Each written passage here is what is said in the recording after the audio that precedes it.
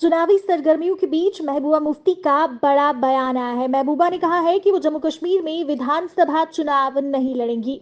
ने कहा कि अगर वे मुख्यमंत्री बन भी गई तो भी वे केंद्र शासित प्रदेश में अपनी पार्टी के एजेंडे को पूरा नहीं कर पाएंगी। दरअसल एक कार्यक्रम में पीडीपी अध्यक्षा से पूछा गया था कि क्या उनके चुनाव लड़ने के विचार में बदलाव आया है, जब उनके दुर्विरोधी नेशनल कॉन्फ्रेंस के उपाध्यक्ष उमर अब्दुल्ला ने जम्मू कश्मीर के केंद्र शासित प्रदेश रहने तक चुनाव में हिस्सा नहीं लेने के अपने रुख से यू टर्न ले लिया है। जिसके जवाब में महबूबा मुफ्ती ने कहा कि वो अपनी बात पर कायम है और विधानसभा चुनाव नहीं लड़ेंगी। आरएसएस प्रमुख मोहन भागवत की सुरक्षा बढ़ा दी गई है। अब उन्हें Z+ से भी तगड़ी सुरक्षा दी जाएगी।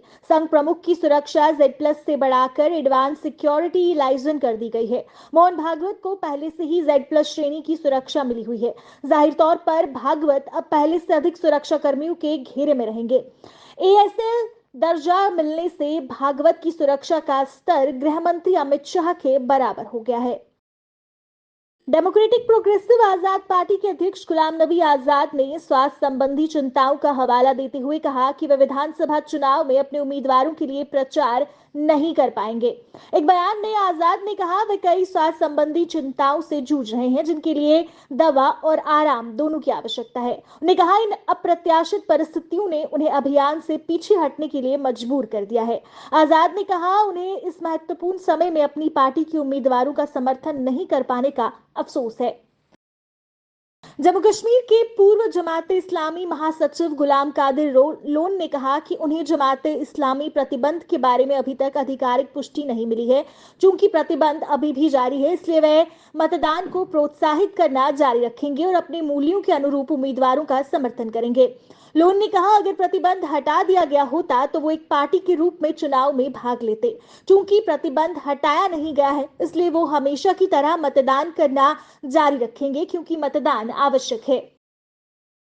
पीडीपी ने 17 उम्मीदवारों की सूची जारी की है, जिसमें ईदगाह विधानसभा क्षेत्र से मोहम्मद खुर्शीद आलम, गांदरबल से बशीर अहमद मीर, नौशेरा से हक नवाज को चुनाव मैदान में उतारा गया है। जम्मू कश्मीर में 10 साल बाद हो रहे विधानसभा चुनाव के लिए भारी उत्साह देखने को मिल रहा है। पहले चरण में दक्षिण कश्मीर के पुलवामा, शोपियां, अनंतनाग व कुलगाम तथा चिनाब वैली के किश्तवाड़, डोडा व रामबन जिले की 24 विधानसभा सीटों पर 280 नामांकन दाखिल हुए हैं।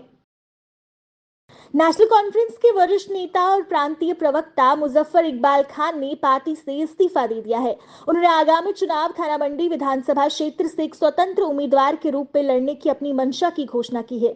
एनसी छोड़ने और स्वतंत्र रूप से चुनाव लड़ने का उनका फैसला इस बात से सामने आया है कि उन्हें लगता है कि पार्टी थाना मंडी में लोगों की भावनाओं को ठीक से संबोधित नहीं कर रही है। रामबन जिले में एक सड़क हादसा पेश आया, जिसमें 40 वर्षीय डंपर चालक की मौत हो गई। ये दुर्घटना तब पेश आई जब उसका वाहन सड़क से फिसलकर गहरी खाई में गिर गया। ये दुर्घटना खारी तहसील में निर्माणाधीन सिरन सिराची लिंक रोड पर हंजसू के पास हुई।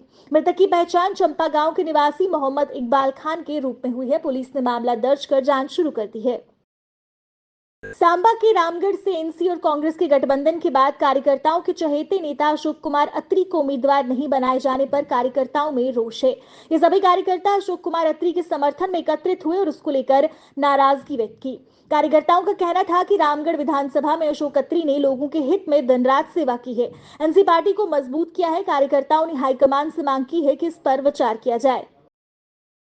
कोलकाता में आरजीकर मेडिकल कॉलेज में डॉक्टर की दुष्कर्म के बाद हत्या की घटना से पूरे देश में गुस्सा और नाराजगी का माहौल है। अब राष्ट्रपति द्रौपदी मुर्मू ने भी कोलकाता की घटना पर अपनी प्रतिक्रिया दी है। राष्ट्रपति ने कहा कि वे घटना से निराश और भयभीत हैं। अपनी नाराजगी जाहिर करते हुए राष्ट्रपति ने महिला अपराधों पर रोक का आह्वान किया और कहा कि अब बहुत हो गया, अब समय आ गया है कि भारत महिलाओं के खिलाफ अपराधों की विकृति के प्रति जाग जाए और उस मानसिकता का मुकाबला करे जो महिलाओं को कम शक्तिशाली, कम सक्षम, कम बुद्धिमान के रूप में देखती है। कोलकाता में जूनियर डॉक्टर के साथ दुष्कर्म और हत्या के बाद सुप्रीम कोर्ट के आदेशों के बाद केंद्र सरकार ने राज्यों से कहा है कि कार्यस्थल पर चिकित्सकों की सुरक्षा सुनिश्चित की जाए। इसके लिए राज्यों से अस्पताल परिसरों में रात्रि गश्त और प्रमुख क्षेत्रों में लोगों की पहुंच पर नियंत्रण करने जैसे उपाय करने को कहा गया है।